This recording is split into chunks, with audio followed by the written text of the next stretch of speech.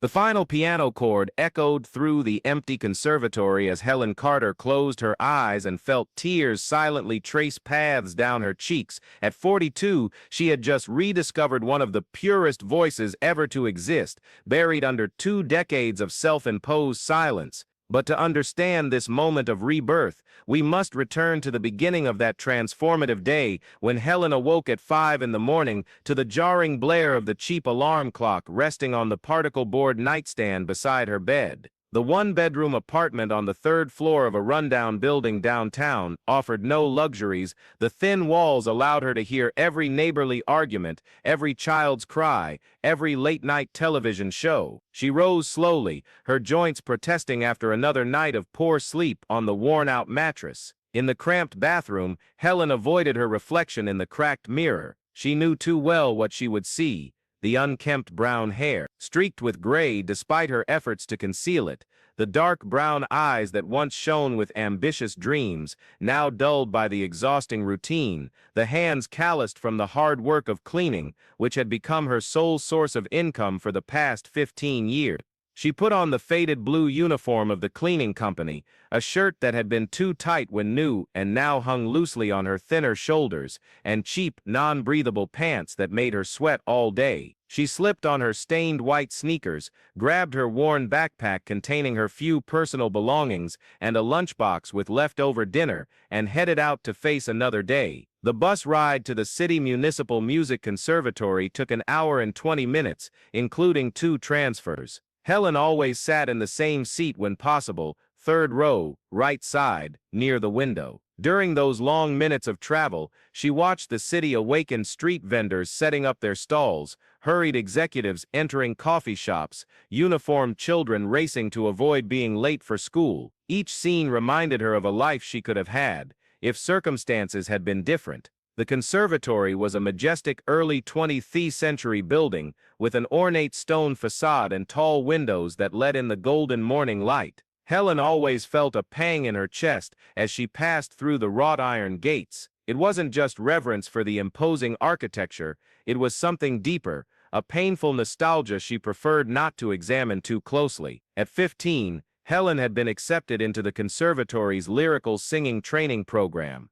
Her high school music teacher, Mrs. Eulalia, had recognized something special in her voice during a school choir rehearsal. "Girl," she had said, her eyes shining with emotion, "you have a gift that appears once in a generation. This voice needs to be honed. It needs to be heard by the world." Helen perfectly remembered the audition. She had sung Schubert's Ave Maria, a risky choice for a teenager, but it poured from her throat with a purity and emotional maturity that made the conservatory professors exchange surprised glances. Professor Marcus Santos, the artistic director at the time, had stood up mid-performance, something unprecedented in his 3 decades of career.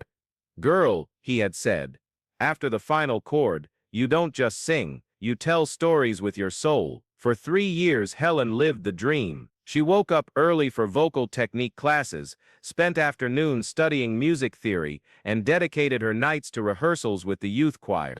Her mother, a widowed housewife raising 3 children on her husband's modest pension, made enormous sacrifices to pay for transportation and necessary materials. But there was pride in her eyes every time Helen came home with new praise from her teachers. Helen's talent began to attract attention beyond the conservatory walls. At 17, she was invited to audition for an opera company in the state capital. It was the opportunity she had dreamed of since childhood, the chance to turn that gift into a career, to honor her mother's sacrifices, to prove that a girl from the suburbs could conquer the most prestigious stages in the country. That's when everything fell apart. On the eve of her trip to the capital, Helen's mother suffered a stroke. In a matter of hours, the family's life was completely transformed. The strong, determined woman who had raised her children alone now needed constant care.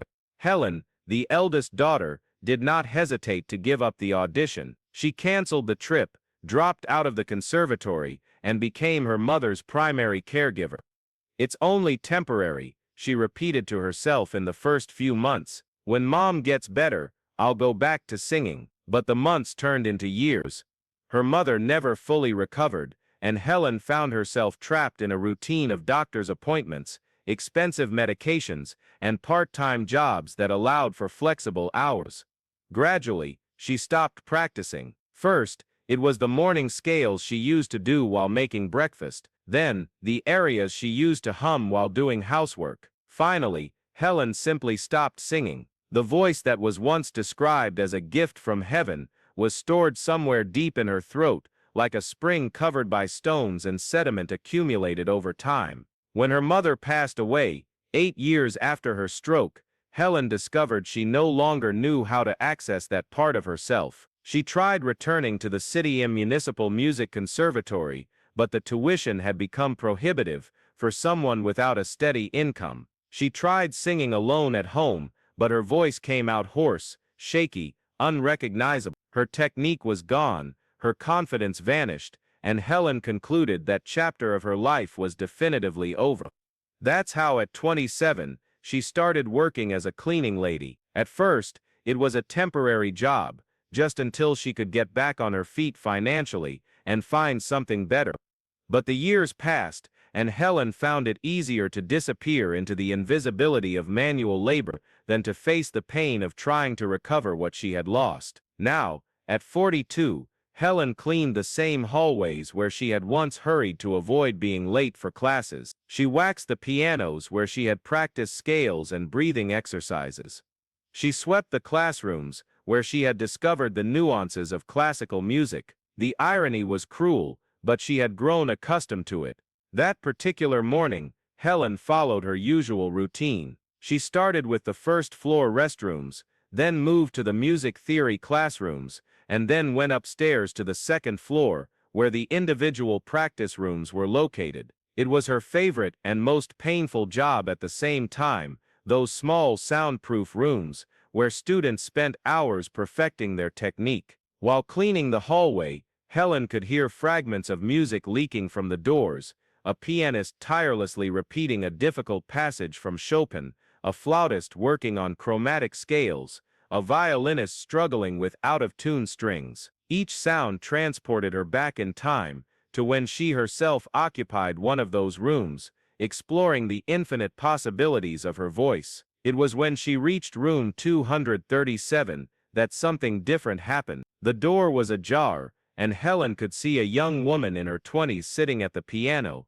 a score in her hands and tears streaming down her face. The girl was trying to sing a Puccini aria, but she was visibly frustrated with her performance. "I can't," the young woman murmured to herself. "I just can't get there." Helen stopped mopping the floor and observed the scene. The girl, whom she recognized as Amanda, one of the most dedicated students at the conservatory, was clearly at the end of her rope. Her technique was solid, her intonation impeccable, but something indefinable was missing from her interpretation. The emotion was there, but it couldn't translate through her voice. Amanda tried again, but at the climax of the aria, her voice cracked. She slammed her hands on the keyboard in frustration and buried her face in her palms. "Maybe I wasn't born for this," she whispered to the silent piano. Something inside Helen stirred. It was as if a long locked door had been slightly pushed open, allowing a beam of light into a dark room. Without consciously thinking about what she was doing, she dropped the mop and approached the door. "Excuse me," she said softly. Amanda looked up in surprise, clearly embarrassed to have been seen in such a vulnerable moment by a cleaning lady. "Oh, I'm sorry," Amanda said, quickly wiping away her tears. "I didn't know anyone was out here." "No need to apologize," Helen replied, her voice softer than it had been in years. "I couldn't help but notice your frustration with the aria." Amanda nodded, still embarrassed. "It's O mio babbino caro. It should be one of Puccini's easiest, but I just can't make it sound right." Helen moved closer, her eyes fixed on the familiar score. "May I take a look?" The question surprised them both. Amanda hesitated for a moment. After all, what advice could she get from a cleaning lady? But something in Helen's voice, a subtle authority she couldn't explain, made her hand over the score.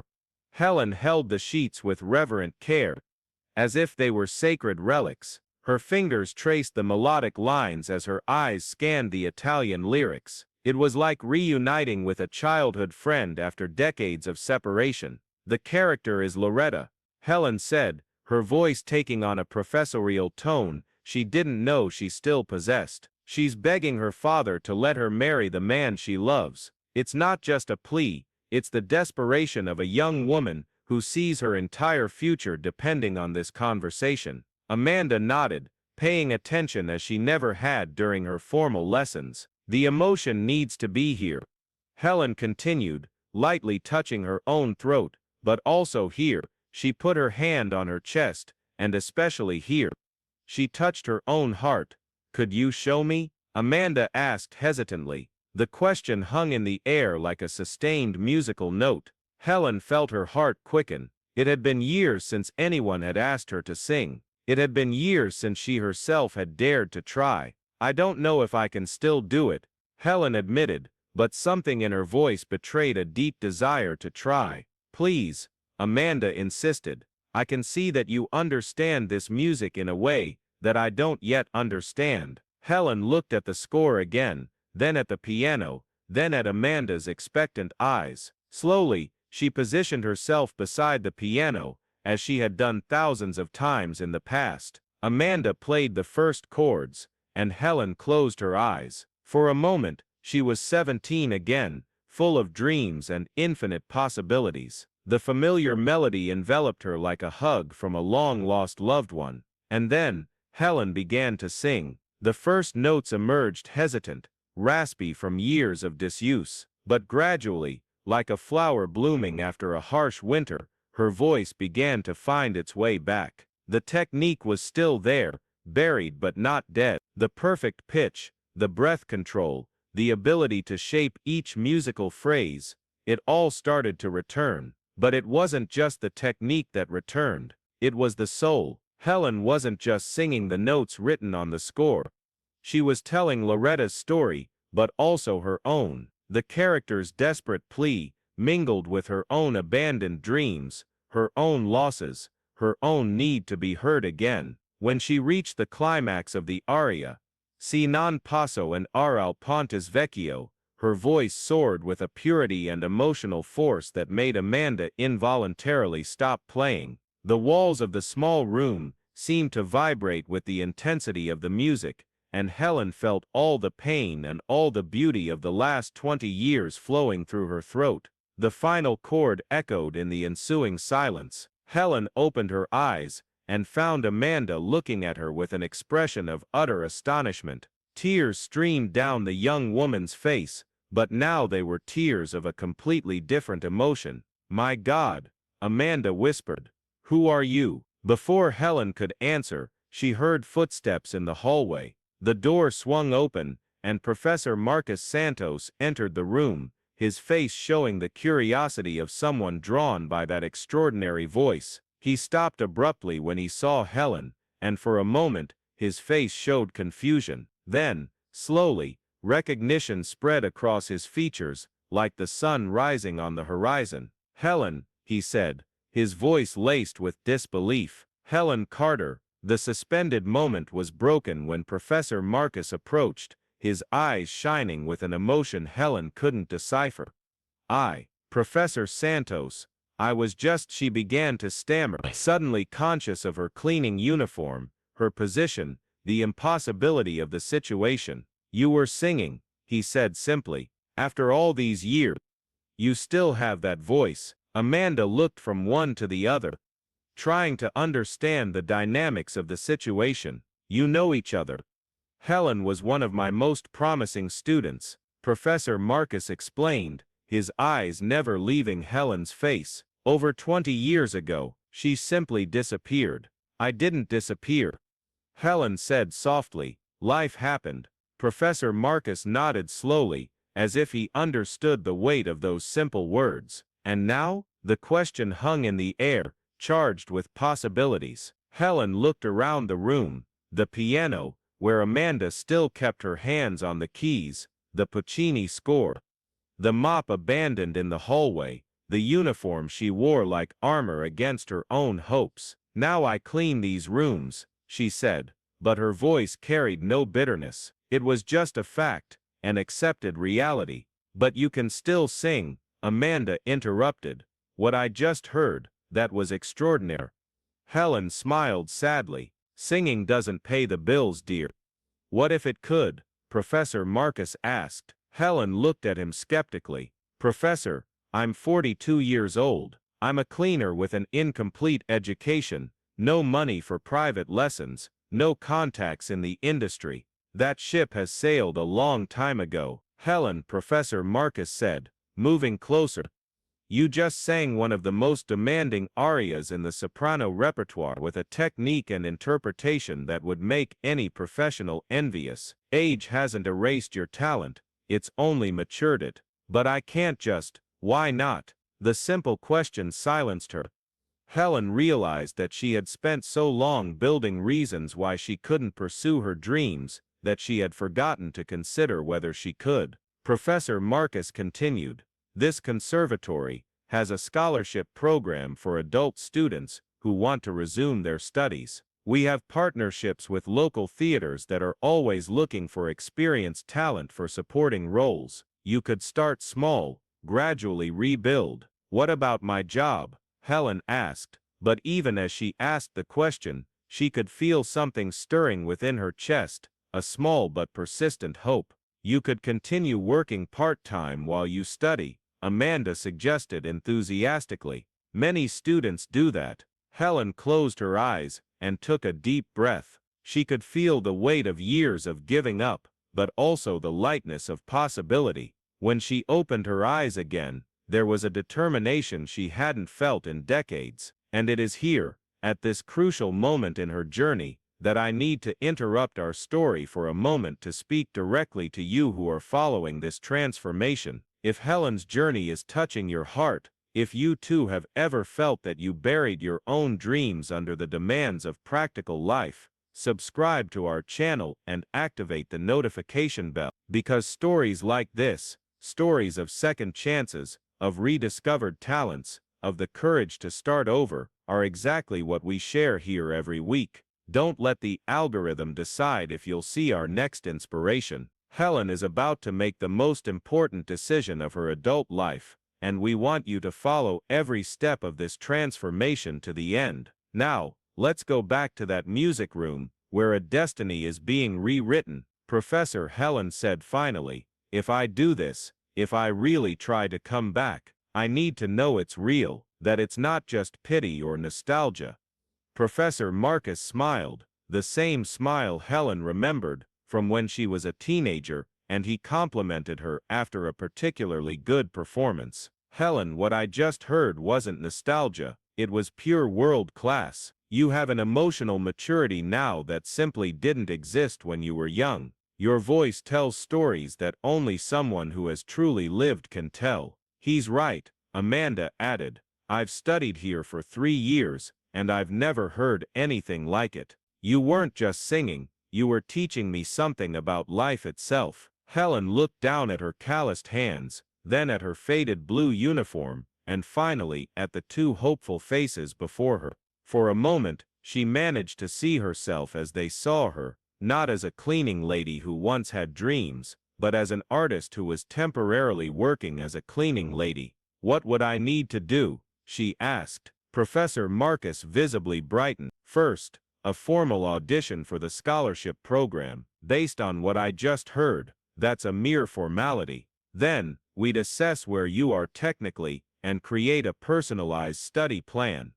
And would there be performance opportunities? Helen, the City Municipal Theater is holding auditions for the chorus of their upcoming production of La Boheme next week. Small roles, but on a real stage, with a full orchestra. It would be the perfect restart. Helen felt her heart quicken. La Boheme had been one of her favorite operas as a student. The story of young artists struggling to survive in Paris, sacrificing everything for their art, resonated painfully and beautifully with her own experience. I need time to think, she said, but even as she spoke, she knew her mind was already made up. Of course, Professor Marcus said understandingly, but Helen, don't think too long. Some opportunities have a very specific window. He headed for the door, then turned back. The audition for the scholarship program is tomorrow at 2. If you want to try, I'll be here. After he left, Helen and Amanda sat in silence for a few moments. Finally, the young student spoke. Are you going to audition? Helen looked out the classroom window, where she could see students crossing the courtyard with their instruments, heading to classes, rehearsals, private lessons, living the life she had abandoned so long ago. Amanda, she finally said, can I ask you something? Sure. What would you do if you knew you had only one chance, a single chance, to get back something you thought you'd lost forever?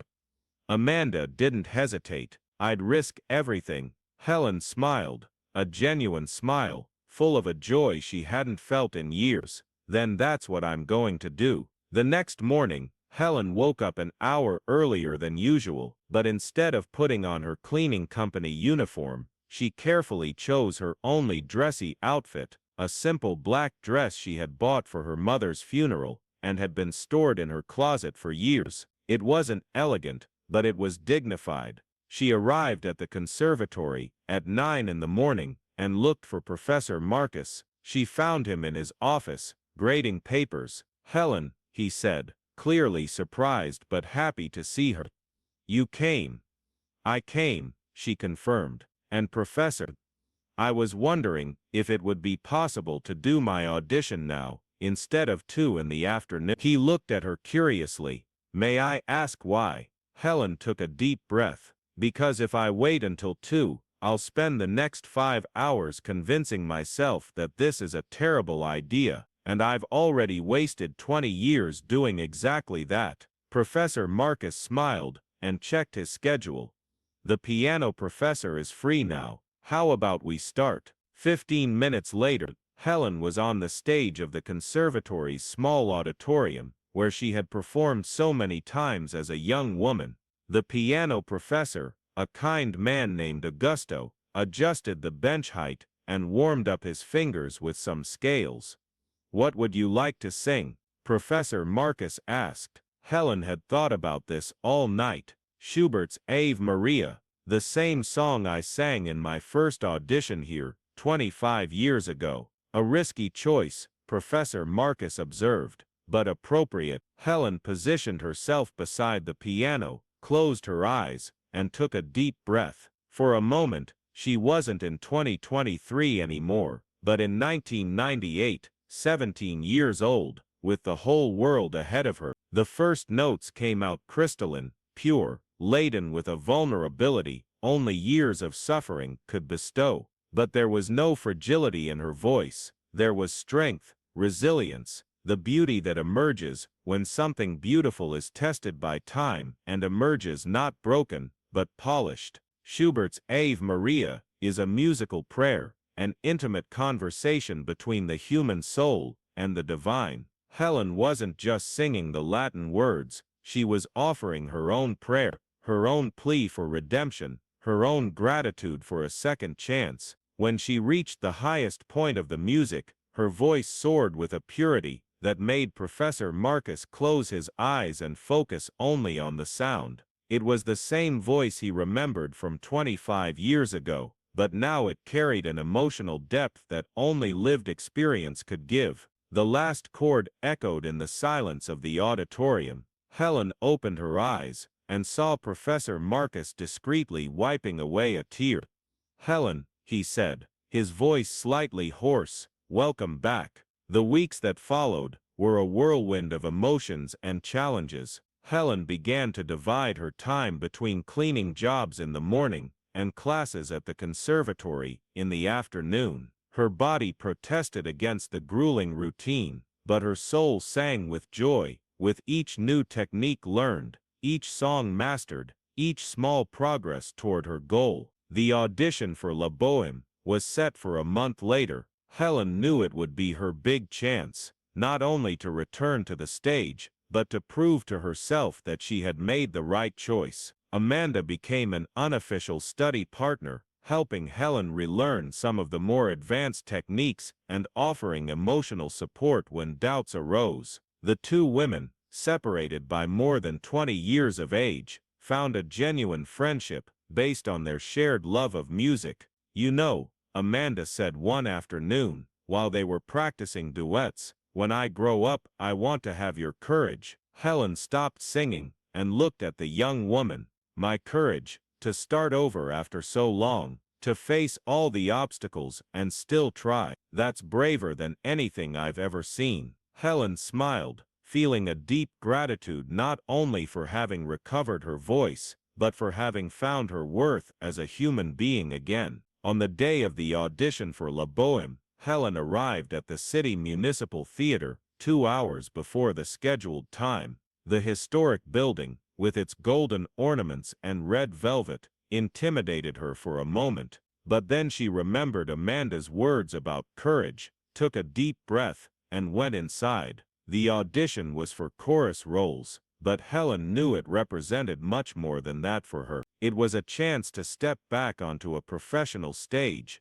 to be part of a real production, to be recognized not as someone who had given up on her dreams, but as someone who had found her way back. When it was her turn, Helen walked onto the stage and looked out at the empty audience. For a moment, she imagined what it would be like to be there during a real performance, with hundreds of people waiting to be transported by the music. "You can begin whenever you're ready," the casting director said. Helen had chosen an aria from Mimi, the protagonist of La Boheme. It was technically demanding, but emotionally it was perfect for her situation. The story of a young woman struggling against adversity, finding love and beauty, even in the most difficult circumstances. She began softly, building the emotion gradually. Her voice filled the theater with a quality that surprised even the seasoned professionals conducting the audition. It wasn't just technically proficient,